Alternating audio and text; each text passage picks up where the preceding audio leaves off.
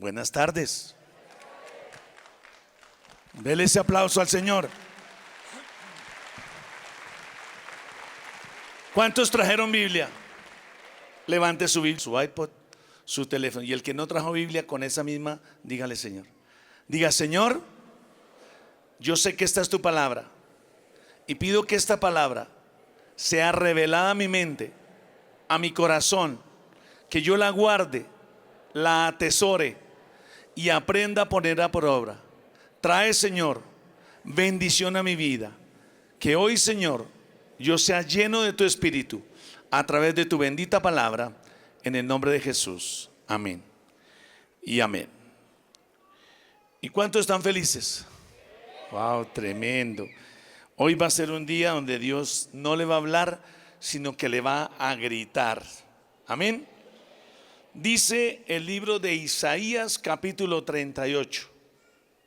Isaías capítulo 38 versículo 1 dice así: por aquellos días Ezequías se enfermó gravemente y estuvo a punto de morir.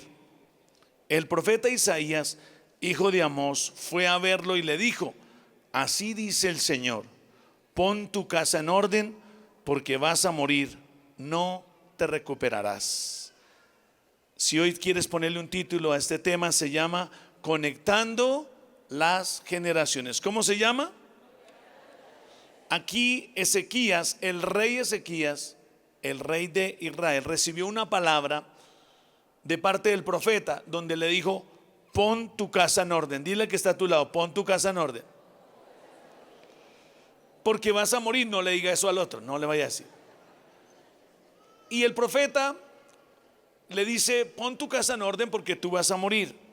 Pero Ezequías inmediatamente en el versículo 2 hizo una oración. Mire lo que dijo Ezequías. Ezequías volvió el rostro hacia la pared y le rogó al Señor: recuerda, Señor, que yo me he conducido delante de ti con lealtad y con un corazón íntegro, y que he hecho lo que te agrada. Y Ezequías lloró amargamente. Entonces la palabra del Señor vino a Isaías: ve y dile a Ezequías que así dice el Señor, Dios de tu antepasado David: he escuchado tu oración y he visto tus lágrimas. Voy a darte 15 años más de vida. ¿Cuántos dicen amén? Dile: pon tu casa en orden, porque todavía tienes mucho tiempo. Aquí Ezequías, el rey, recibe una palabra y él estaba enfermo, pero Dios le dice a través del profeta: pon tu casa en orden. Ezequías entendió esta palabra como arreglar la casa. Entonces cogió el palacio y arregló todos los utensilios, todo lo de oro. Arregló su casa de tal forma que vinieron allí los de Babilonia a visitarlo después de esta prédica que le da el profeta, y vinieron a visitarlo y le trajeron presentes porque sabían que él estaba enfermo.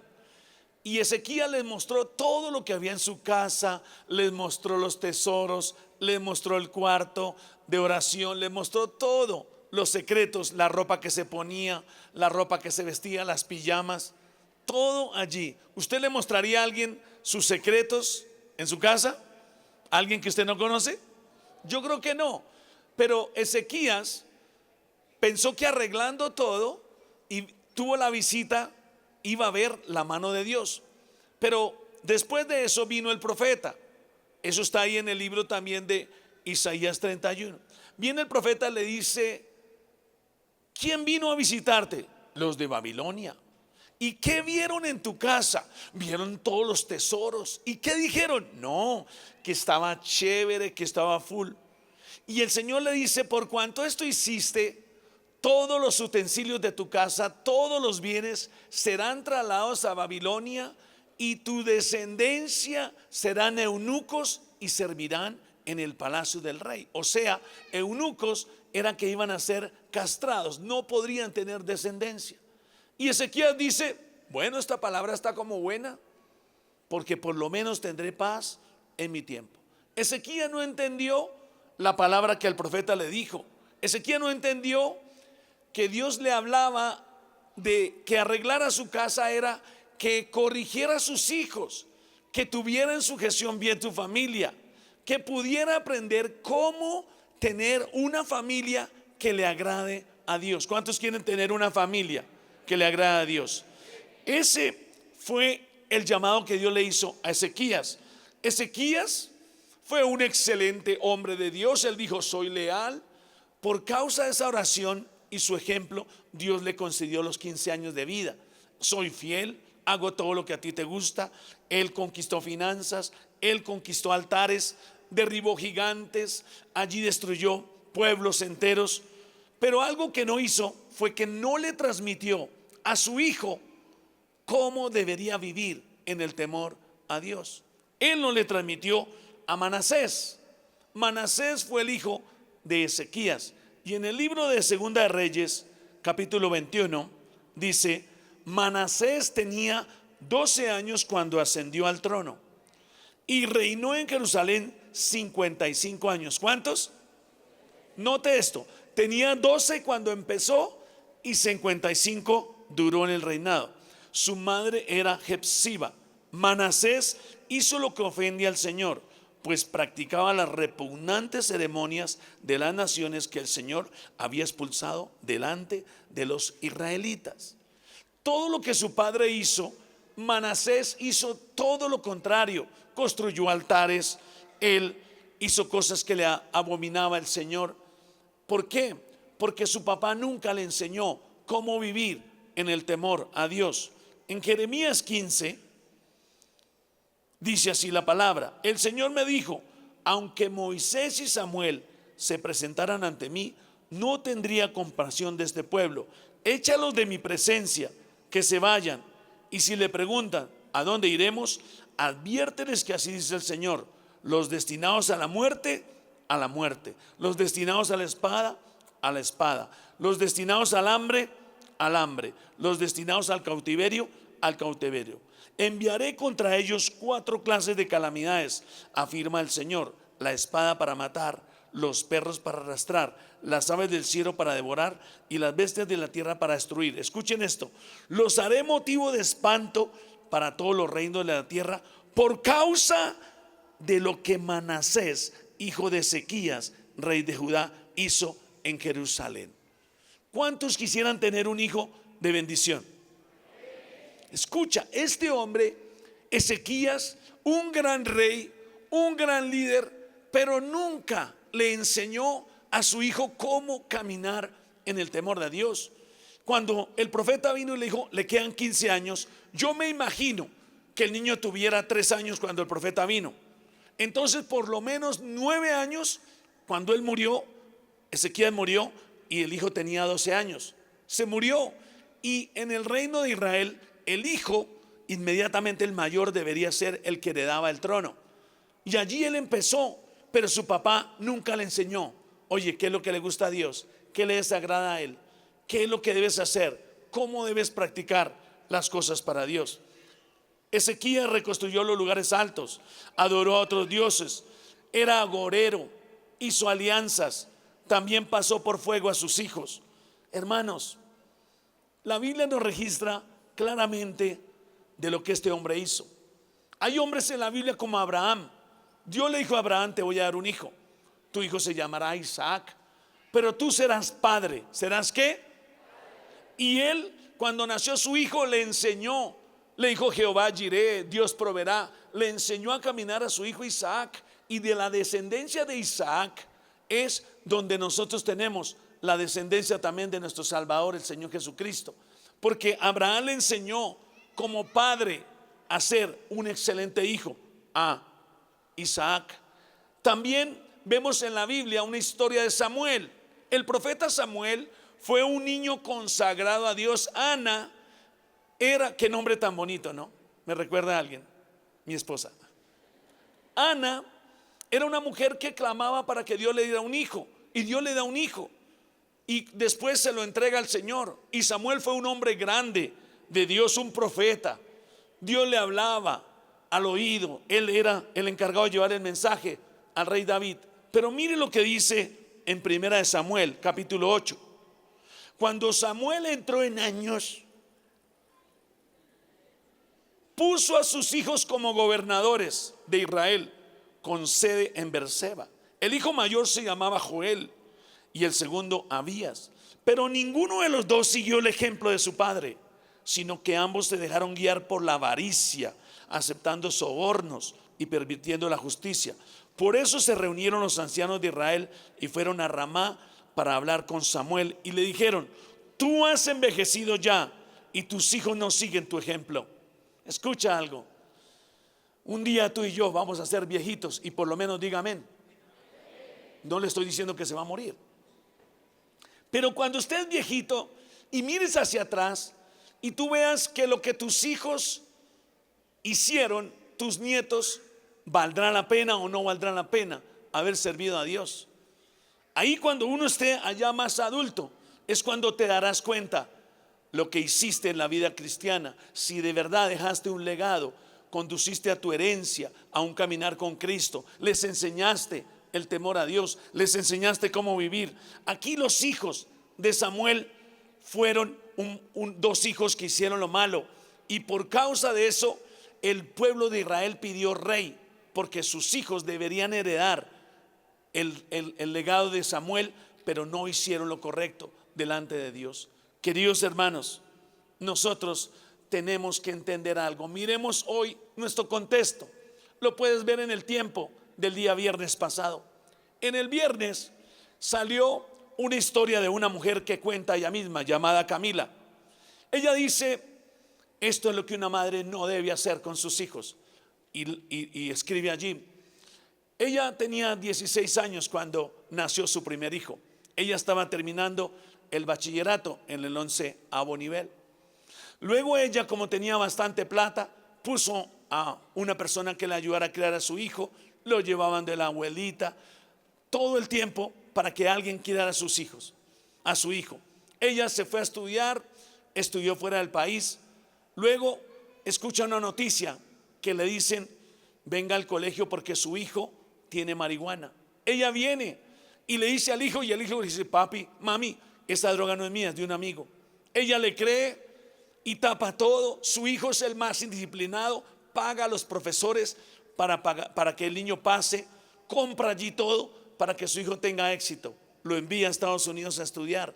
Allá en Estados Unidos la llaman: venga señora por su hijo, porque su hijo es drogadicto. Y fue allá, volvió a Colombia y siguió él en las drogas. Un día lo cogió la policía robando en un apartamento, lo metieron a la cárcel, y después de que estaba a punto de morir, fue apuñalado. Él sencillamente estaba destrozado y decía: yo como madre no hice lo correcto con mis hijos. Ella termina contando la historia, porque es bien larga, diciendo: mi hijo, por su espiritualidad, ahora ayuda a algunas personas a salir de ese mundo. Yo discierno que él conoció de Jesucristo. Yo discierno que él, Dios le haya iluminado. No lo dice allí, lo puedo discernir por la lectura. Pero esta mujer cuenta cómo no hizo lo correcto para educar a sus hijos. Queridos hermanos, tú y yo tenemos una responsabilidad bien grande con nuestra familia, con nuestros hermanos, con nuestros primos. No puedes ser egoísta. Tú tienes que compartir a toda tu familia la salvación. ¿Cuántos dicen amén? Escuche esto. Lo primero que tú debes entender para que podamos transmitir el mensaje a nuestras generaciones es que tú tienes que tomar esta promesa y pedirle y reclamarle a Dios, que está en Hechos 16:31. Dice: cree en el Señor Jesucristo y así serás salvo tú y toda tu familia. Solo como tres. Cree en el Señor Jesucristo y serás salvo tú y toda tu familia. El primer paso para conectar mi familia es que entender que la salvación es para toda mi familia. ¿Para quién? Diga: para toda mi familia. No podemos ser egoístas de solamente pensar que es para mí, que yo soy cristiano y allá mis hermanos, ellos verán, allá mis primos, allá ese tío que es una rebendición. Ojalá Dios lo elimine y no lo ilumine, porque tenemos ese egoísmo. Pero la palabra es clara. Cuando le dijo a Noé: Noé, entra tú y toda tu casa. No le dijo: entra a tu casa y tú. Eres tú el responsable de tu familia. Dile que está a tu lado, pon en orden tu casa. Y uno pone en orden la casa cuando se constituye un ejemplo. ¿Eres tú un ejemplo para tus hijos? ¿Eres tú un ejemplo para tus hermanos? ¿Qué eres tú como cristiano para todos los que te rodean? Allí, hermano, podemos perder la familia entera. Podemos ver esta mujer que cuenta el tiempo, cómo ella no fue capaz de educar a su hijo, o cómo estos hombres de Dios fueron grandes hombres de Dios, pero no cuidaron su familia. ¿De qué te vale tener el mundo y tu riqueza si se pierde tu vida, tu familia? ¿De qué te vale tener una empresa? ¿De qué te vale tener de todo si su familia se pierde? Hermanos, tenemos que practicar lo que la palabra dice, no solo oírla. Debemos ir a los colegios, a las universidades, compartir a los hijos. ¿Cuántos tienen hijos?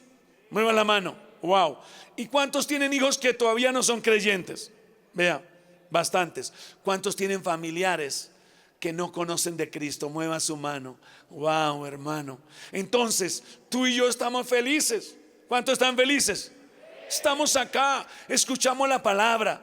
Sí, tenemos conflictos, sí, tenemos problemas, sí. Pero sabe una cosa, si Dios viniera hoy por la iglesia, nos iríamos con Él directamente al cielo. ¿Cuántos dicen amén? Pero ¿qué sería de tu familia? ¿Qué sería de tus hermanos? ¿Qué sería de ese vecino que de pronto está ahí y al otro día sabes que se murió y nunca le compartiste de Cristo? Ahí es cuando uno no conecta a esas siguientes generaciones. Yo me doy cuenta, hermano, cómo nuestra iglesia, aquí a la entrada, ¿cuántos se encontraron con algún policía? ¿Cuántos? ¿Cuántos vieron que hay policía por acá? ¿Saben qué están esos policías ahí para que tú y yo le prediquemos? Pero yo predicarle a un policía. Ahí los hermanos de logística, es una empresa contratada para que le sirva a usted y a mí. Y antes uno, quítese de ahí. En vez de, yo soy un ejemplo. Aquí está la palabra de Dios, una semilla, te invito a la reunión. Tú eres Dios y patria, dice en el pecho del policía. Dios y patria, tú haces patria, pero te necesitas a Dios. Por tanto te comparto una palabra. Pero ¿dónde están tus semillas? ¿Dónde está la palabra que tú compartes?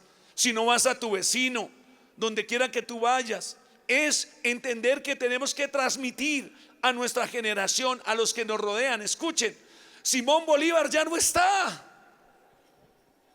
Y usted quiere ganarse a Simón Bolívar. Eso pasa en Caracas. Se quieren ganar a Simón Bolívar. Nos tenemos que ganar en la generación que está aquí, los que están en la calle, los que están sin Cristo, sus familias. Esta semana tú salgas y digas, Dios me dio una palabra, por tanto Dios te ama. Párate a la salida de una universidad.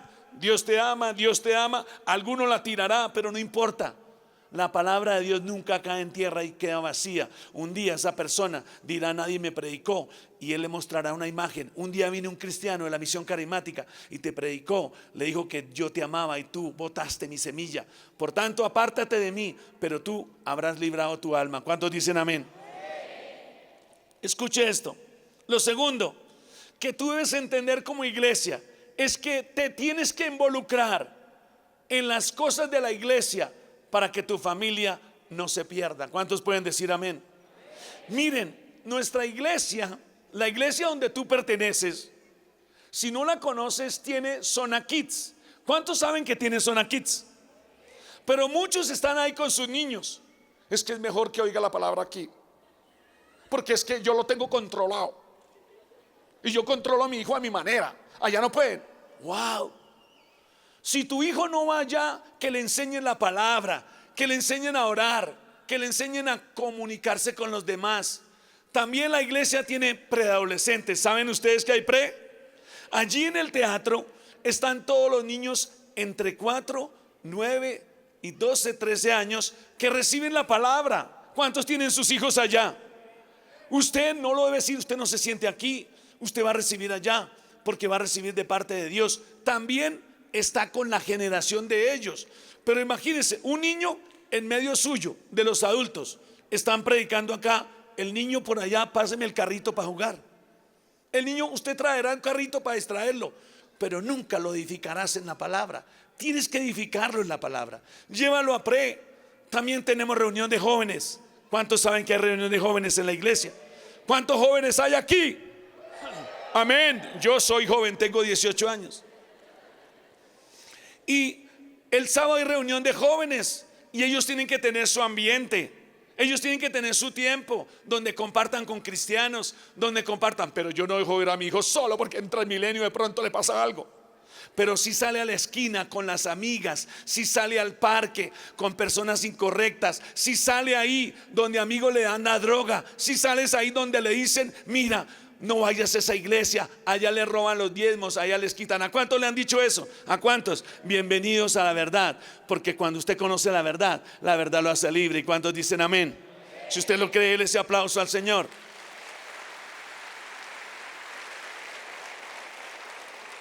La iglesia también tiene células. ¿Cuántos van a células? ¿Cuántos no van a una célula? En la célula te enseñan a orar, en la célula te enseñan la palabra, en la célula, que es una reunión entre semana en las casas. Hermano, usted no se puede perder, porque si usted aprende, escúcheme papás, le hablo a los papás, levante la mano a los papás. Y ahora a los que no son papás todavía, pero ya son grandecitos, a usted le hablo. Si usted no es ejemplo, no puede enseñar a nadie a ser ejemplo. Porque si dice la Biblia, entra tú y tu casa, yo primero tengo que ser ejemplo en oración. Yo primero tengo que ser ejemplo para poder enseñar a mis hijos. Aquí hay muchos padres que no oran, no toman la palabra. Ora, hijo, ore, o le doy correa. ¡Ja! Como mi papá me dio, así le doy, sin vergüenza, ore. Pero el papá ni ora. La mamá que ore, ore. Y la esposa no es capaz de orar un minuto, se duerme ahí. Y dice uno, ¿por qué? Porque no se constituye en ejemplo. Querida iglesia, yo le hago una pregunta. ¿Tú quieres conectar tus generaciones o quieres que tu generación se pierda? Esa es la palabra que tú debes pensar hoy. Yo quiero que mi familia trascienda. Hermano, el hecho de que mi papá me haya abandonado no implica que yo abandone mis hijos. No implica que ahora yo, como mi papá me trató mal, pues tome para que lleve. No. Ahora, si mi Padre Dios me escogió, yo tengo que ser un ejemplo, involucrar a mis hijos, a toda la familia en las cosas de la iglesia. ¿Saben ustedes que hay universidad de la vida? ¿Sabe qué haga? Coja usted, hermano, y dígale a un hijo suyo que no es cristiano, te voy a pagar la universidad de tu vida. Y le pagas allí, le dices, te voy a invitar a la iglesia, a la universidad de la vida. Mire, esa universidad vale más que la universidad, aunque nunca dejes de estudiar tampoco, porque ahí aprenderás algo. Pero ahí tú le enseñarás y dices, mire, tú vas a la universidad de la vida, hay un preencuentro, te preparan, hay un encuentro, y luego un día te bautizarás. ¿Cuántos se bautizaron esta semana? Denle un aplauso, Señor, por esas vidas. Vea. También la iglesia tiene 4 convenciones al año. ¿Cuántas? 4. En enero, la convención de mujeres en mayo, la convención de jóvenes en junio, en julio, la convención de hombres en octubre. Hermanos, entonces yo me involucro. Mi hija va a su convención, yo voy a la mía. Yo quiero ir a todas, menos a las mujeres. A la mujer acompaño a mi esposa. ¿Por qué? Porque yo quiero aprender más. Cuando llegué a la iglesia me colaba en las reuniones de mujeres, porque yo quiero más, quiero aprender más. Pero aquí hay, no, otra vez convención, otra no, ¿qué? ¿Saben por qué? Porque es la forma de que tú vayas edificando tu casa y tú vayas siendo el ejemplo. Y si tú entras, tus hijos entrarán. Pero vaya usted a la convención, yo no voy por allá, no necesito. Yo solamente con el devocional en mi casa soy autosuficiente. Santo para Dios, pero no enseñas a tus hijos. Ezequías fue santo para Dios, pero no enseñó. Manasés hizo lo contrario, porque su papá nunca le enseñó a conocer el temor a Dios. Queridos padres de familia, queridos hermanos, dice la palabra en Proverbios 22:6: instruye al niño en el camino correcto, y aún en su vejez no lo abandonará. ¿Sabe qué, hermano? Instruye a tu niño en el camino. ¿Cuántos tienen niños? Niñas, ¿cuántos? Instrúyelo en el camino. Mira esta versión que me gusta. Educa a tu hijo desde niño, y aun cuando llegue a viejo, seguirá tus enseñanzas. Lo que tú le enseñes a un niño de pequeño, lo aprenderá toda su vida. Usted me dirá, pastor, pero es que el mío ya tiene 15 años y es una rebendición. No me hace caso, no le hace caso al papá, no le hace caso a la mamá. Pero yo te digo algo, así tu hijo esté como esté, tu ejemplo hará que tu hijo cambie. Tú vendrás a la iglesia, orarás y un día lo tendrás aquí sentado al pie tuyo. Un día estará aquí. Dice la palabra en Deuteronomio 6: y estas palabras que yo te mando hoy estarán sobre tu corazón, y las repetirás a tus hijos, y hablarán de ellas estando en tu casa y andando por el camino y al acostarte y cuando te levantes, y las atarás como una señal en tu mano y estarán como frontales entre tus ojos, y las escribirás en los postes de tu casa. Hermano, allí la palabra muy casa, y en las puertas. Coja la palabra bíblica, la palabra que Dios le da, y escríbale en la pared: hijo, eres una bendición. Hijo, Dios me dice que tú no te perderás. A ese hijo que está en las drogas, a ese hijo que está ahí rebelde, a esos hijos que están a punto de separarse porque tal vez está pasando una lucha, tú le llevas una palabra, le llevas un mensaje de parte de Dios. Y la palabra, escuchen, nunca vuelve vacía, nunca. Amén. También dice Proverbios 29:17: corrige a tu hijo y vivirás tranquilo y satisfecho. Pero la corrección es que se calle y le mete un pellizco. Eso no es corrección, eso es maltrato infantil. La corrección, ¿sabe cuál es la mejor corrección? Yo veo que la mejor corrección es el ejemplo y la varita cuando sea necesario. Una varita de balso, dice Proverbios 29:15: la vara y la corrección dan sabiduría. Encierras a tu hijo en el cuarto: hijo, si sabes que dice la palabra que yo te tengo que castigar. ¿Dónde, papá? Me decía mi hijo Juanfe. ¿Dónde, papá? Y yo le mostraba la Biblia. Y tú sabes que si yo te corrijo, te libro del Seol. ¿Y qué es Seol, papá? El infierno. Y yo prefiero un hijo en el cielo que en el infierno. Y te tengo que dar varita. ¿Y cuántas, papá? Bueno, yo te había advertido por hoy una. Papá, ¿y no podemos hacer algún negocio? Hijo, ya hicimos un negocio 3 veces, te había avisado y tú lo volviste a hacer. Por tanto, hoy te tengo que castigar.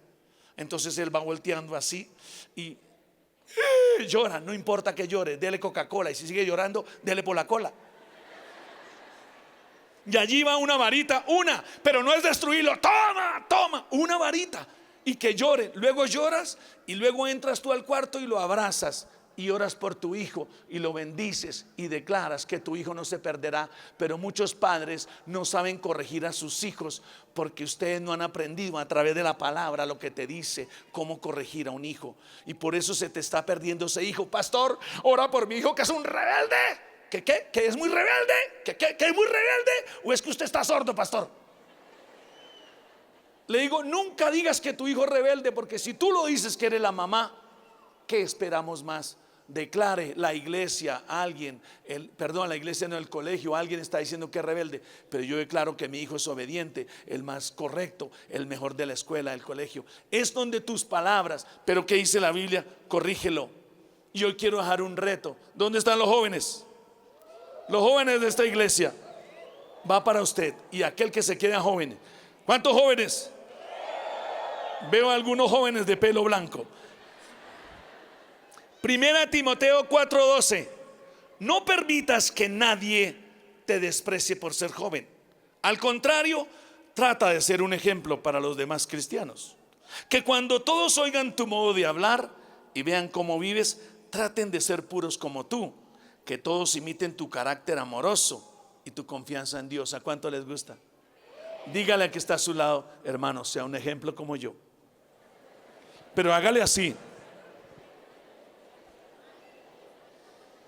¿Dónde están los padres? ¿Saben qué? Les voy a dejar un reto. Sean ejemplo a los jóvenes.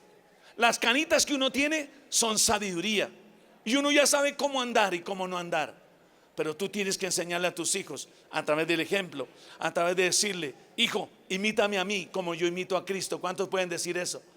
Que tú te veas en la iglesia, hermano. Es que hay hermanos que, ¿a dónde va? A la iglesia. ¿A qué? A recibir la palabra de Dios. ¿Lleva Biblia? No. Se me quedó. No traen palabra, no trae la Biblia. Y usted aquí abre la Biblia y en su casa la abre. Y usted abre la Biblia y su hijo también se va a arrodillar al pie suyo. Así sea joven, así sea adulto. Pero tú tienes una obligación por tu descendencia. Tú sabes si puedes dejar a tus hijos descendientes de una bendición o de una maldición. Eso está en tus manos. El rey Ezequías lo hizo correcto para él, pero no descendió. Por eso debemos transmitir a esta generación, hermanos, una vida mejor, para que puedan caminar con Cristo y puedan ser un ejemplo a las naciones de la tierra. ¿Cuántos dicen amén?